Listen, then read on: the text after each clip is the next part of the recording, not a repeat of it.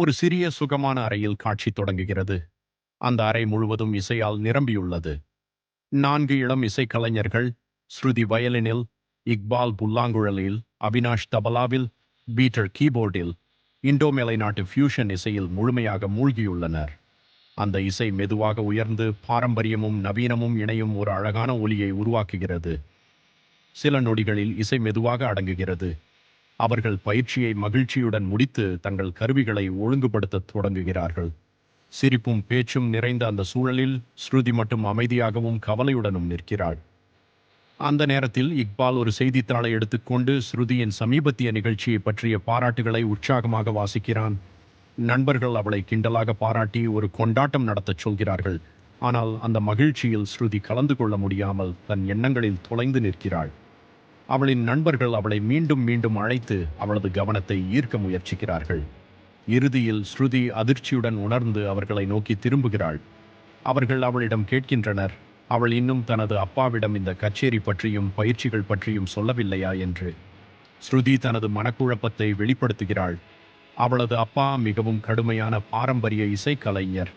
Fusion இசையை அவர் மதிக்க மாட்டார் என்று அவள் பயப்படுகிறாள். அப்பாவின் எண்ணங்களை புண்படுத்த விரும்பாத அவள் தனது ஆர்வத்தையும் விட்டுவிட முடியாமல் திணறுகிறாள். அவளது நண்பர்கள் அவளை உற்சாகப்படுத்துகிறார்கள். உண்மையை சொல்ல வேண்டும் என்று அறிவுறுத்துகிறார்கள். சிரிப்பும் ஆதரவுமாக அவளது பயத்தை குறைக்கிறார்கள். இறுதியாக ஸ்ருதி தைரியம் திரட்டுகிறாள். அந்த இரவு உணவின் போது அப்பாவிடம் பேச முடிவு செய்கிறாள். காட்சி மெதுவாக மறைகிறது. ஒரு முக்கியமான முடிவை எதிர்கொள்ள ஸ்ருதி தயாராகிறாள். காட்சி ஸ்ருதியின் வீட்டிற்கு மாறுகிறது. குடும்பம் இரவு உணவிற்காக ஒன்றாக அமர்கிறது. அவளது பெற்றோர் சமையலறையிலும் உணவு மேசையிலும் அலைந்து வேலை செய்கிறார்கள்.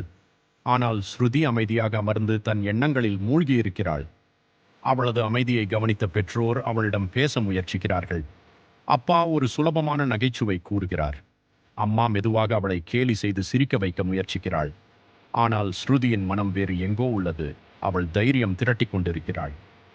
சில நொடிகள் தயக்கத்திற்கு பிறகு அவள் பேசத் தொடங்குகிறாள். தயவு செய்து கோபப்படாதீர்கள் என்று கேட்டுக்கொண்டு ஒரு கச்சேரியில் பங்கேற்க விருப்பம் இருப்பதை தெரிவிக்கிறாள். அவளது அப்பாவுடனே சீரியஸாக மாறுகிறார். தயக்கமின்றி மறுக்கிறார். அவர் விதிகளை நினைவூட்டுகிறார். 6 மாதத்திற்கு ஒரு நிகழ்ச்சி மட்டுமே. இசையில் கட்டுப்பாடு மற்றும் ஒழுக்கம் முக்கியம் என்று வலியுறுத்துகிறார். இந்த கச்சேரி ஒரு இண்டோமேலை நாட்டு ஃபியூஷன் என்று ஸ்ருதி கூறும்போது சூழல் திடீரென பதற்றமாகிறது. அப்பா அதை ஏற்க மறுக்கிறார். பாரம்பரிய இசையின் தூய்மையை இழக்கும் ஒரு செயலாக அதை பார்க்கிறார். பயப்படும் போதும் ஸ்ருதி தைரியமாக வேண்டிக் கொள்கிறாள். குறைந்தபட்சம் ஒரு பயிற்சியை வந்து பாருங்கள் என்று கேட்டுக்கொள்கிறாள். ஆனால் அப்பா தனது முடிவில் உறுதியாக நிற்கிறார். கோபத்துடன் அங்கிருந்து விலகிச் செல்கிறார். அம்மா கவலையுடன் இருந்தாலும் முன்பே உண்மையை சொல்லாமல் இருந்ததற்காக ஸ்ருதியை கண்டிக்கிறாள். குடும்பத்தில் நம்பிக்கை மிகவும் முக்கியம் என்று அவள் நினைவூட்டுகிறாள். வருத்தமடைந்த ஸ்ருதி மன்னிப்பு கேட்டு இனி எதையும் மறைக்க மாட்டேன் என்று உறுதியளிக்கிறாள். அந்த இரவு அமைதியாக முடிந்தாலும் மனதில் பதற்றம் நீங்கவில்லை. பாரம்பரியமும் புதிய சிந்தனைகளும் இடையே உள்ள மோதல் இன்னும் தீர்க்கப்படாமல் தொடர்கிறது. இறுதி காட்சி மீண்டும் இக்பாலின் வீட்டில் தொடங்குகிறது. நண்பர்கள் அனைவரும் மீண்டும் பயிற்சிக்காக கூடுகிறார்கள். ஆனால் ஸ்ருதியின் மனதில் இன்னும் ஒரு சுமை உள்ளது.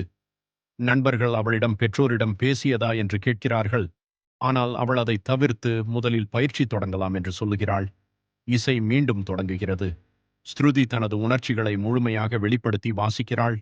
அவளது உள்ளத்தில் ஒரு கடினமான முடிவு உருவாகிறது. இந்த ஒரு முறை வாசித்துவிட்டு குழுவை விட்டு விலகலாமா என்று அவள் யோசிக்கிறாள்.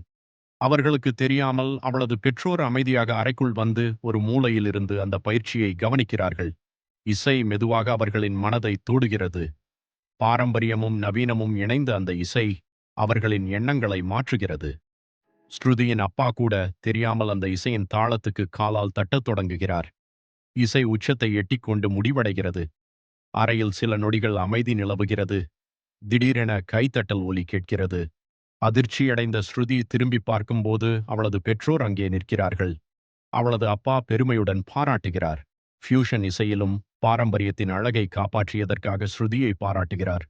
அம்மாவும் மகிழ்ச்சியுடன் அவர்களை பாராட்டுகிறாள். அதற்கு பிறகு அப்பா ஒரு முக்கியமான முடிவை எடுக்கிறார்.